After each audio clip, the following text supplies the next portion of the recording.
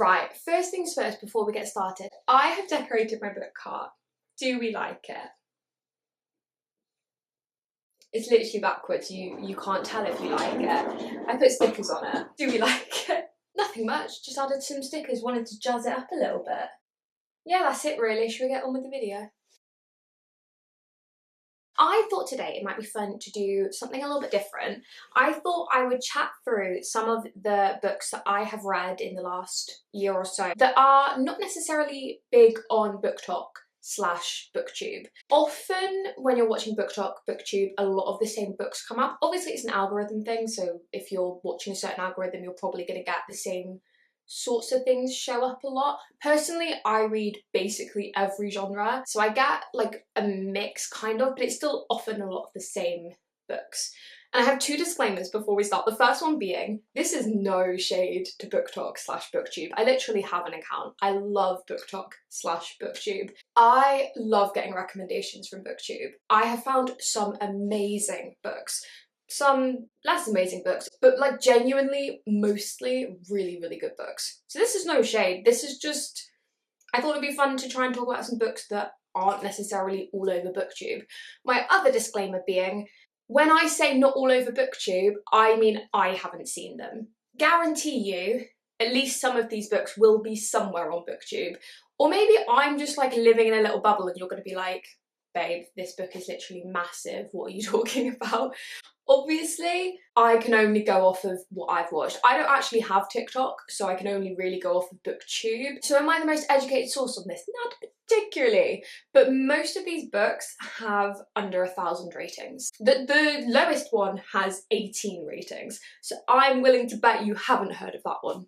But I could be wrong. So what we're going to do, this video is going to be in two halves. We're going to first chat through 6 books that I have read, either enjoyed or think other people will enjoy. And then the second half of the video, I have 6 books that I haven't read yet, but they're on my TBR. So some I've read and some I'm excited to read. I feel like you get the gist. I think we're just going to jump right on into it.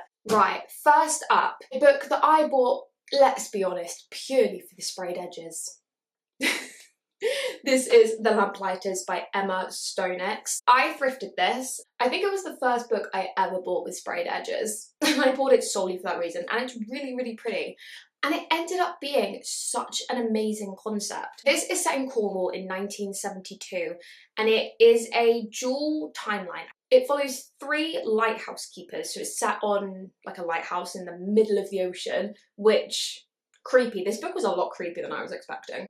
But the bar is low for me. I'm scared of basically everything. We follow the 3 lighthouse keepers on the lighthouse, and then they go missing, except there are never like any bodies found. There's nowhere for them to have gone. No boats went to the like little island with the lighthouse. No boats left. There's nowhere they possibly could have gone except that they're not there anymore. So they disappear, and like one of the timelines is kind of like leading up to that, and then the other timeline is their wives and girlfriends, I think, or like families left behind. And so that one's like a slightly more modern day timeline, or possibly the modern day is 1972 and the other one. It doesn't really matter. It doesn't really matter. There are 2 timelines and it's very interesting.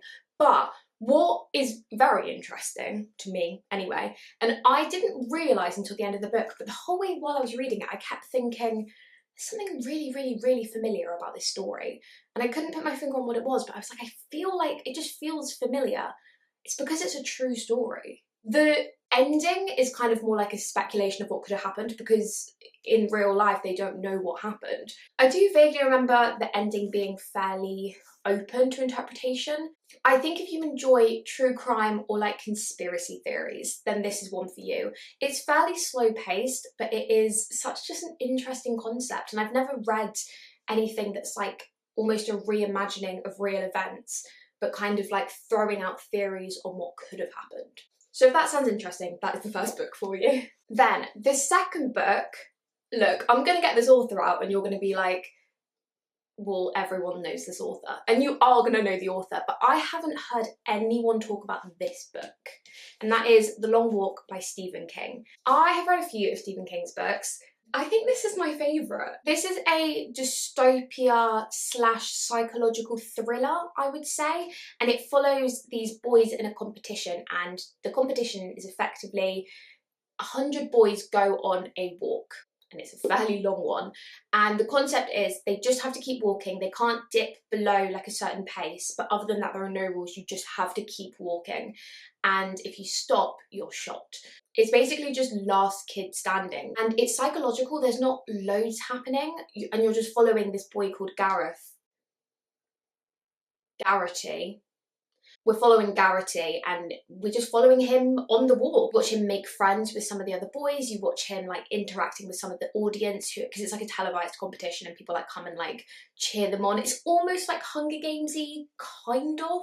If Hunger Games was a bit more like introspective, and it's not a massively action-packed book, but it is stunning. I think about the ending of this book all the time, and I really, really need people to read this because I have no one to discuss it with. Actually, this is the first book I ever read on this channel. Oh, that's so weird. Oh, well, if you want to see me read it, go back to my very first video. Although maybe don't, because it's probably not a very good video. But, you know, if you want to for the lols. Then, another book that I just randomly one day stumbled across in a charity shop, and I loved the title so much that I was like, well, that's coming home with me. That is People of Abandoned Character by Clare Whitfield. This follows Susanna, and she marries a man. I read it a while ago, if you can't tell. And it's set in 1888, that is important. And they get married, they're very, very happy. They're newlyweds, they're having a fun, jolly old time. And then husband starts getting iffy, is the best way I can put it. He's staying out very late. He's saying and doing questionable things. And then he starts coming home covered in blood, which is suspicious anyway. It's more suspicious because the Jack the Ripper killings have then started. But basically she's trying to figure out whether her husband, she's trying to figure out if she's accidentally married Jack the Ripper. I do vaguely remember the ending of this book taking like a very strange turn, and I can't remember the ending like to save my life. I literally cannot remember what happened. I do remember it being very different towards the end, but I just remember the writing being really, really gorgeous. And I've recommended this to a few people. My mum's read it, a few of my friends have read it, and they all really, really enjoyed it. Then we have Logan's Run by William F. Nolan and George Clayton Johnson. This is a sci-fi dystopia, and it is one of the weirdest things I've ever read, but it's also the fastest paced book I have read in my entire life. You will never read anything more fast paced than this. I mean, for one thing, it's only 165 pages, but the pace at which this book moves is insane. You will literally, within one page, have visited 3 different worlds. This book follows Logan, and he is on the run. Basically, in this world, they get rid of, put to sleep, anyone who is over 21. I think it's like an overpopulation issue. And when you turn 21, you basically have to hand yourself in to be put to sleep. Some people, for some reason, don't want to do that. So they have these people called runners, like Logan, who basically it's their job to hunt those people down and... you know what I'm saying? But this book starts when Logan turns 21. So Logan now has to hand himself in. And now he's having an identity crisis because he's like, well, I've spent my entire life getting people to hand themselves in and, you know, and now he doesn't want to do it. Basically follows his journey of running away from the bad people, even though he was just one of the bad people, to try and get to this place called Sanctuary, but we don't really know if Sanctuary is actually true or not. It's just insanely fast paced, and I think it's a very, I'm not big into sci-fi, but I think this is a very, like, if you want to ease yourself into sci-fi, because it's kind of more dystopia to be honest, but there are like sci-fi elements. Then we have one of the most disturbing books I have ever read. I didn't necessarily enjoy reading it, so I'm not necessarily recommending it, but it's insanely well written and it's a great concept, and that is Tender is the Flesh. This is set in a world where all of the animals have died of some sort of disease and you can't eat any sort of animal. So instead of all becoming vegans, they have all decided to turn to cannibalism. I'm just remembering. This book is disgusting and so disturbing and very, very, very, very difficult to read. But it's really well written and the concept is great, and it's very short as well. Although, yeah, it's only 220 pages. and yet it took me so long to read it because it's a very difficult read. I wouldn't go into this one lightly. It's very, very graphic. I remember I finished the first part and I was like, that was really disturbing. And then I went into the second part and I texted my friend because she'd just read it. I just said, how has it got worse? And she was like, yeah. The concept is brilliant and the writing is brilliant. It's just difficult. And last but not least, for the ones that I have read, we have A Bright Ray of Darkness by Ethan Hawke, which I read quite recently and just adored. We follow William Harding, who is a famous film star, and he has just cheated on his wife, and now he is about to open a Broadway Shakespeare play. You get half of it when he is basically rehearsing this play, and you get this really, really gorgeous depiction of Shakespeare and rehearsing. I'm an actor, so I felt very, very connected to that side. But I think even if you're not in that world at all, it's just reading about anything that someone has a passion for is something that I really love. So you have that half of it, and then the other half of it is his mental health and him dealing with like kind of the fallout of his scandal, his cheating scandal. You have the very public fallout of people kind of like calling him out and like being really angry at him, and then you have his more like personal fallout, which is actually between him and his wife and his family. And it's just a stunning read. Again, very short book. Clearly I have a theme with books that I enjoy. Only 237 pages. And I also ended up featuring this in my top 5 reads of the year so far. So you can tell I enjoyed it. Again, I want people to read this so that I can discuss it with them. Thank you. Right, moving on to the second pile of books, which is books that are on my shelf, which I actually haven't read yet, but I'm excited to get to. And I think all of these books have got quite a small number of ratings, or again, I've not heard of them. First up, we have Disappearing Act by Robert Sheehan. I love Robert Sheehan as an actor. I just think he's such a funny guy, and this is a collection of short stories, I think. It says a host of other characters in 16 short stories. And I just think it's gonna be really weird, really like wacky and fun. The quote on the front says, a whacked out kaleidoscopic miasma of delightful abandon and fun. I just think it sounds great. I've not had a single person talk about this, so I'm going in with 0 expectations, but I just think it's going to be wacky and fun, and I am quite excited for it. Then we have a book that I'm a little intimidated by, to be honest, probably just because it's historical fiction, but that is Horses of Fire by A.D. Rhine. This has very good reviews. I think it's, wait, let me look. It's averaging a 4.12, which is pretty good. So from what I know about this, and to be fair, it's very little, but I believe it's a retelling of the Trojan War, but centering the women. It says, behind the timeless tale you know is the captivating story you never heard. And I am a little intimidated because it's a fairly big book. It's 500 pages! It's 500 pages and the pages are big. And it's historical fiction, which I don't read a lot of, but the reviews are great. And I think it's something I could really, really enjoy. I just need to be in the right mindset for it. Then we have the book on my TBR that has the lowest number of ratings. So not like the lowest rated, just the least amount of ratings. And I believe this has 18 ratings.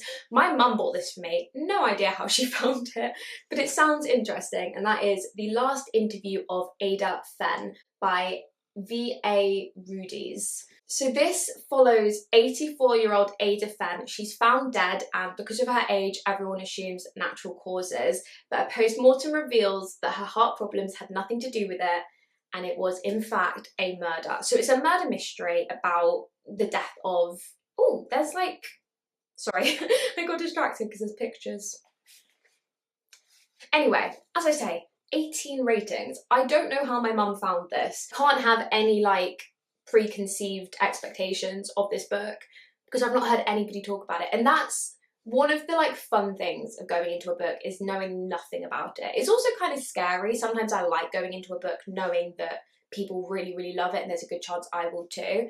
But something like this, you have no choice but to go in completely blind. Yeah, I'm excited. I hope it will be good. Right, 3 left. Moving on to How to Be Dead by Dave Turner. Books 1 to 3.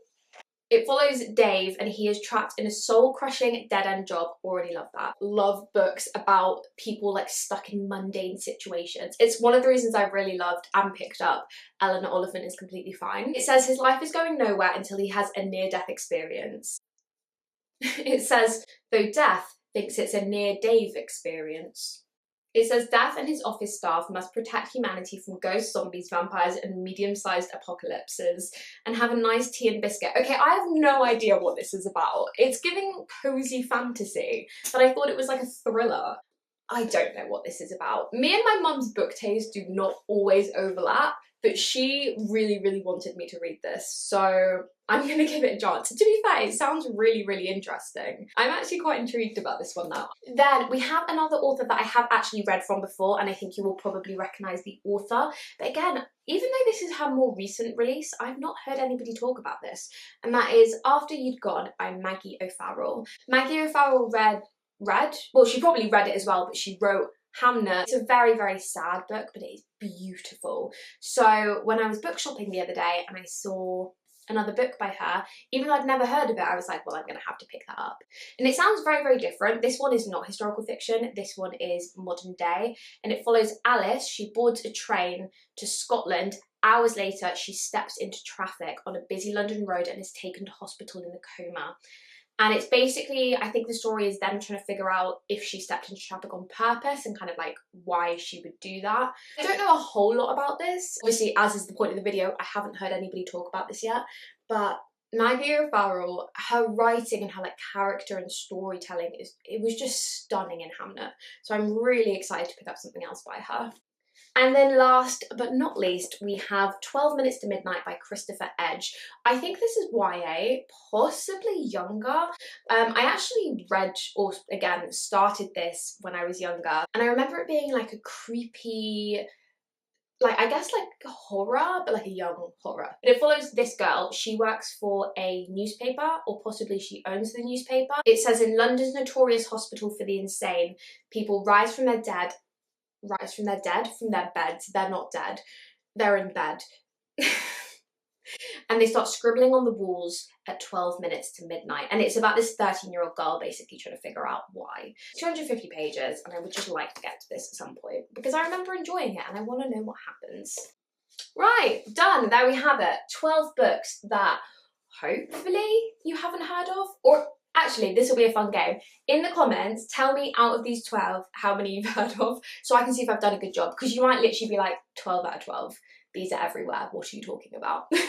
But I'm willing to bet, particularly as this book has 18 reviews, I am willing to bet that there is at least one book in here that you've never heard of. If I'm wrong, let me know. But if I was a betting woman, and I'm not because I'm stingy with money, but if I was, I would put money on that. I don't know what I'm talking about. Thank you very much for watching. I do appreciate it. If you've got any recommendations for me, please let me know. I always love finding new books, new favourite authors. And as you can probably tell, I literally will read basically any genre. Anyway, thank you very, very much for being here. I do appreciate it. Subscribe if you want to see more, and I'll catch you in the next one. Love you. Bye!